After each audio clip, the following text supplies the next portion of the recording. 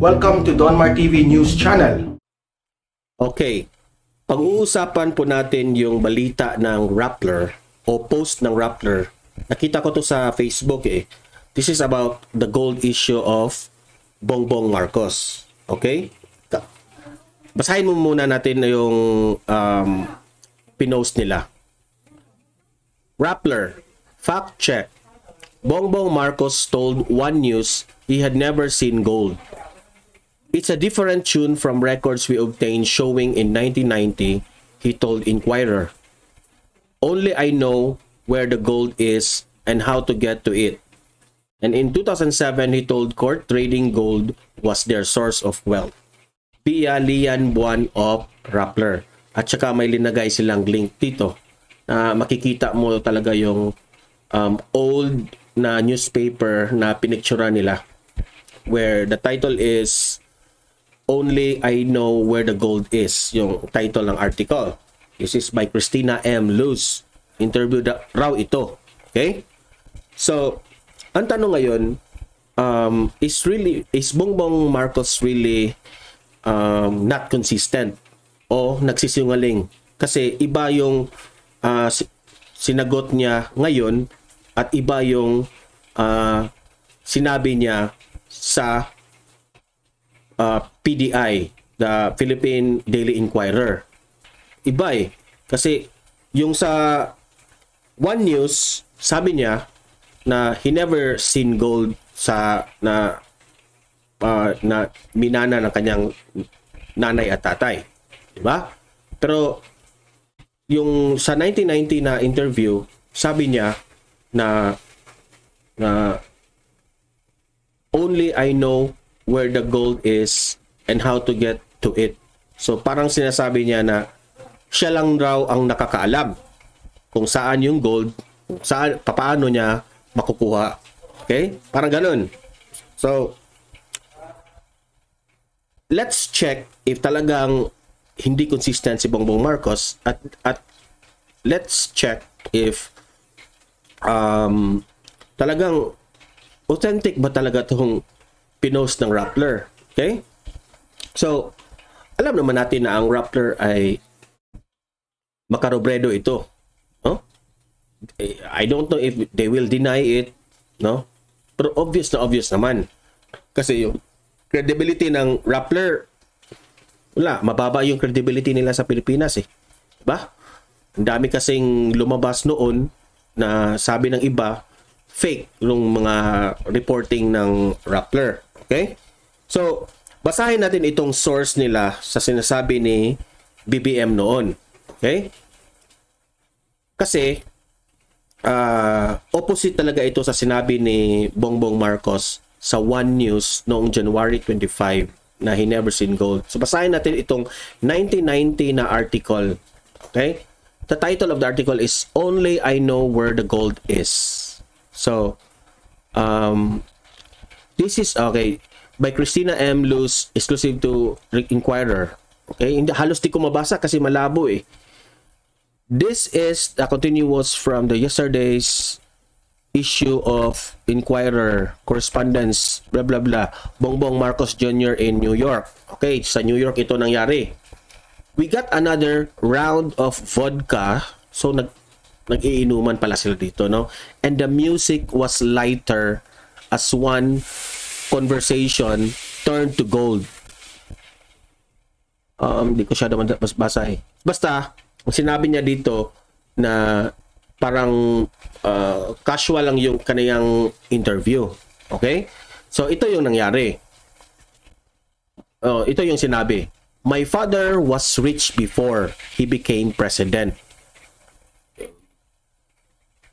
Bongbong said he was corporate lawyer and he took his fees in hindi ko na masyadong mabasa guys, malabo talaga yung pinost nila, stock instead of, kung hindi ko to zinom, hindi to mababasa, no? Nag-post sila sa Facebook nito pero halos di mabasa. At saka may page 2 ito eh. Zinom ko pa rin ito. Sometimes I don't understand how my parents made. Ito yung sinabi ni Bongbong Marcos. We children were not aware of the transactions for the buildings. We are only being exposed to it now. And all this business about gold and shiploads of it, how come, ito yung sinabi ni Christina Luz. Parang in-interview na dito niya si Bongbong Marcos. And all this business about gold and shiploads of it, how come you are talking about it more openly now? Openly only now. Yan ang sinabi niya. Sinagot ni Marcos, only I know where it is and how to get to it. He said, Griming ba ito? Hindi ko talaga mabasa. Tsaka, dito naman, is this really there, or is it really there, or this just a bluff? I wonder. Then I said, on a mere serious note, can it really have the dilemma okay, hindi na to about the gold. So, ganun lang ang kanilang interview. Malabo pa yung newspaper na kanilang pinost, at saka walang exact na follow-up. So, ngayon, tinatanong ko talaga tong kasi di klaro ang newspaper, malabo, tsaka hindi masyadong pinag-usapan na talagang inamin ni Bongbong Marcos na nakita niya talaga yung gold, papaano niya nakita. Okay, so walang exact na explanation.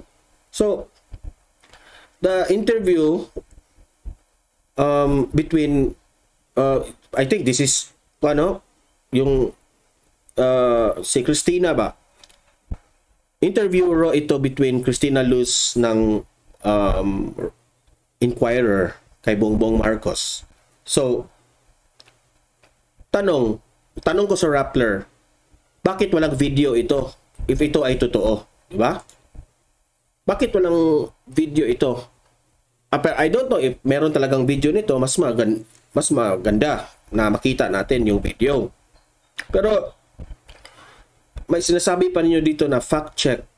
So talagang ang tanong, maniniwala ba tayo kay Christina M. Luz na alam naman natin yung Inquirer bias rin ito kay Bongbong Marcos, di ba?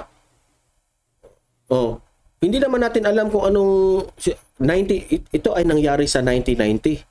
Sirang-sira talaga yung mga Marcoses noon sa time na interview na ito sa New York na 1990. So I can only say that Christina M. Luz, kung nasaan ka man, kung hindi ko naman ito kilala, I think bias rin yung reporting nila dito. Hindi tayo agad maniniwala dito na talagang ito yung sinasabi ni Bongbong Marcos unless there is a video. Di ba? Kasi parang kinunclude agad ng Rappler yan ang tanong. Bakit niyo kinunclude agad na si Bongbong Marcos paiba-iba yung sinasabi, di ba? Malabo yung newspaper. So, ang comment ko dito, malabo yung conversation, no? But talaga naman, pinost pa ito ng Rappler para lang masira ngayon si Bongbong Marcos. Parang conclusion ko dito, guys, yung Rappler, this is irresponsible reporting. Okay? Dapat may interview kay Christina M. Luz kung ano talaga yung before you post this one, talagang malaman natin kung totoo ba talaga itong mga sinasabi ni Christina Luz. Ba? Kasi unfair sa part ni Bongbong Marcos. Naglabas kayo ng hindi malabo na newspaper, at saka ba't naman tayo maniniwala sa newspaper na yan kung talagang sinabi yan ni Bongbong Marcos na walang video na proof na talagang live interview kay Bongbong Marcos noon, di ba? Pero kung meron, let's welcome it kung talagang may video na nag-exist nito. Pero sana yung video na lang yung pinost nyo kaagad para masabi nating totoo ito.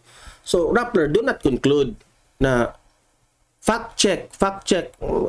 Ang hirap sa inyo. Fact check kayo, pero isa yung, ba't dito kayo pumanig sa newspaper ng Inquirer noon? Okay? Let's weigh the things, no? Kung hindi tayo bias, let's listen to the side of Bongbong Marcos. Let's listen to the side of Inquirer kay Christina M. Luz. Kung sino ang totoo sa kanila. No? Hindi natin masasabi yan. No? So, Rappler, parang obvious na kayo sa kayong mga postings niyo about Bongbong Marcos. Talagang bias kayo. Para sa akin, ya, opinion lang ko lang yan. Bias kayo, guys. Hindi na maganda. Okay? So next time, if you post something na mag-fact check kayo, siguruhin nyo na yung newspaper hindi malabo kagaya nito. Na, at saka, far out na yung ibang article na talagang kinopya nyo yung mga conversation nila. Okay? Yeah. You give highlights on the yung isang statement lang ni BBM dito. Only I know where the gold is, para masira na si BBM, di ba? So, Rappler, do not be irresponsible. Okay? Be responsible in your reporting.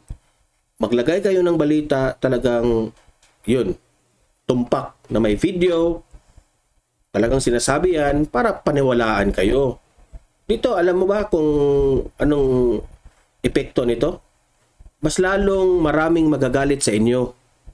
Okay? Pangalawa, yung sinuport, alam ko namang hindi nyo aaminin, o baka, kasi parang si Leni Robredo yung parang manok nyo. So, I don't know if true ba yan, pero kung si, lalong mababawasan lang yung mga yung manok nyo dito. Okay? So next time, be responsible in your reporting. Okay? So yun lang po, guys. Please subscribe to my channel, Donmar TV, and hit the notification bell, like and share this video para malaman sa iba. Okay? So God bless everyone.